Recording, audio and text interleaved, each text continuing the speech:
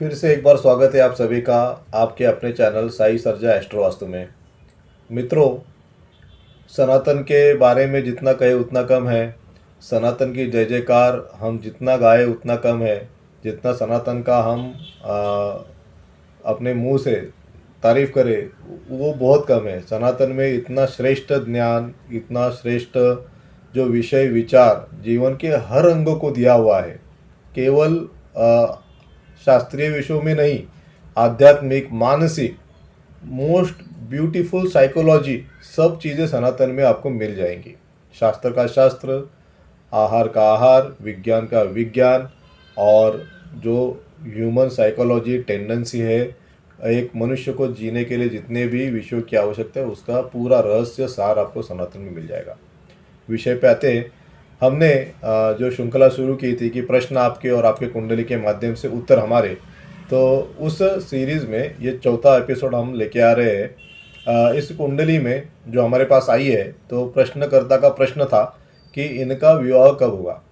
मूलतः जो प्रश्नकर्ता है वो इस जातक के माता पिता है, और जातक माता पिता की बात बिल्कुल सुनता नहीं, और विवाह के लिए माता और पिता बहुत परेशान है और चाहते हैं कि इनका पुत्र का विवाह हो, जितना जल्दी हो सके हो जाए। लेकिन पुत्र को ना ही किसी धार्मिक विषयों में इतनी रुचि है और ना ही कोई विश्वास है। कुंडली हमने आपके समझने के लिए, अध्ययन के लिए, और जो विषय हम आपके सामने रख रहे हैं उसको आपको अनुमोदन मिले, आपको उसका डिटेल्स मिले, इसके लिए यहाँ पे लगाइए। आप देख सकते हैं इस कुंडली को।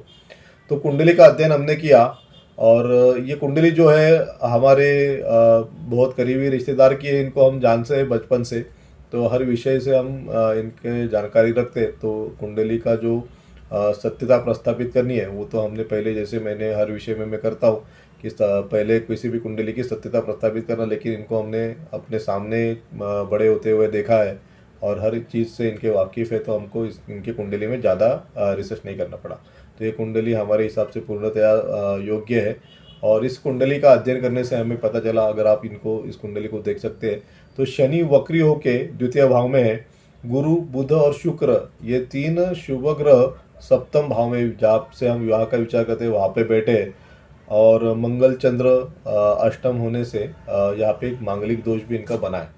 तो इनका विवाह क्यों नहीं हुआ अभी तक? 89 का इनका डेट ऑफ बर्थ था, और जैसे ही आप देख सकते हैं इनकी दशा महादशा शुरू हुई, शुरू तो राहु से हुई। सितंबर 89 में राहु की दशा खत्म हुई, उसके बाद गुरु की दशा आई 2005 तक।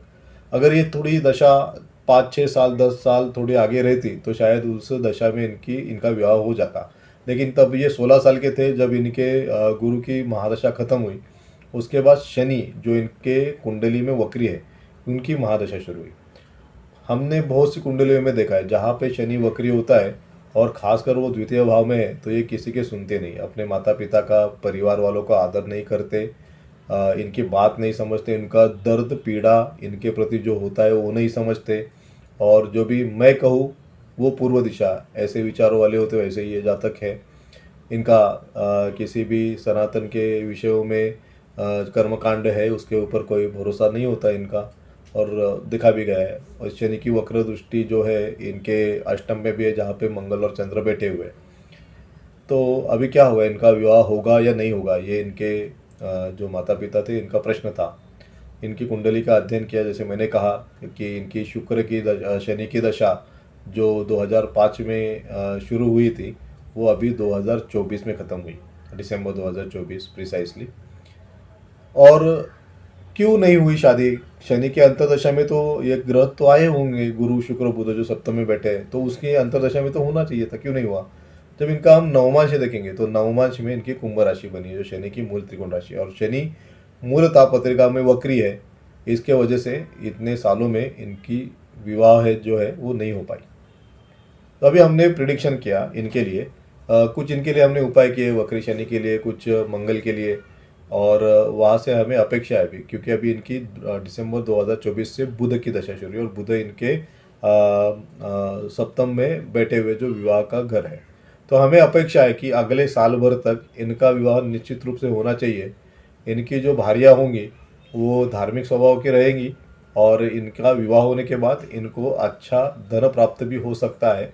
ये हमने कुंडली देख के अभी हमारी तरफ से जो प्रिडिक्शन है, जो फलादेश है वो किया है।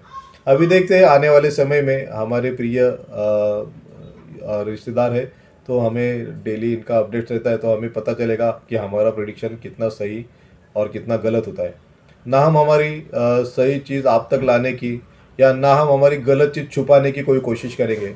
अगर अगले साल भर तक ये विवाह नहीं होता तो वो भी हम आपको सूचित करेंगे कि शायद हमारा फलादेश गलत हुआ, और अगर हो भी जाता है तो कोई छोटा सा रील बना के आपको सूचित करेंगे कि हमने कोशिश की इनके फलादेश की और वो सही हुआ, सत्यापित हुआ।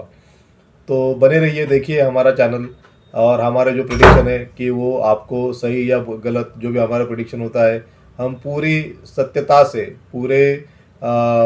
हमारे पूरे हमारा जो ज्ञान है उसको हम आपके सामने, जो भी गलत हो रहा है हमसे या बुरा हो रहा है, सही हो रहा है, वो हम निश्चित रूप से आपके सामने लेके आएंगे। हमारी गलती भी आपके सामने लेके आएंगे, और हमारा अगर कोई प्रयास यशस्वी होता है तो हमारा यश जो भी है वो भी आपके सामने लेके आएंगे। इसमें हम बिल्कुल भी नहीं शर्माएंगे कि हमारा कोई प्रिडिक्शन गलत हुआ।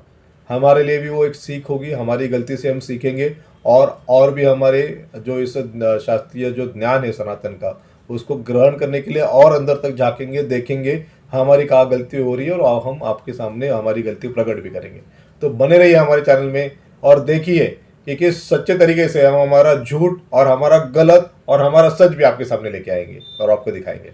अगर वीडियो सही लगा तो ज़रूर इसको लाइक कीजिए, हमारे चैनल को सब्सक्राइब कीजिए, ताकि आपको हमारे अगले वीडियो मिलते रहे और आपको लगे कि हमारा जो ज्ञान है उससे आपके परिवार वालों, आपके मित्रों को अगर कुछ उससे फ़ायदा हो तो आप उनके साथ ये शेयर भी कर सकते हैं।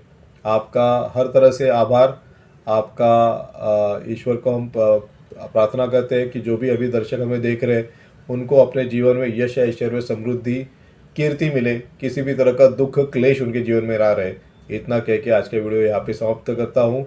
जय श्री राम, और सब बोले सनातन धर्म की जय।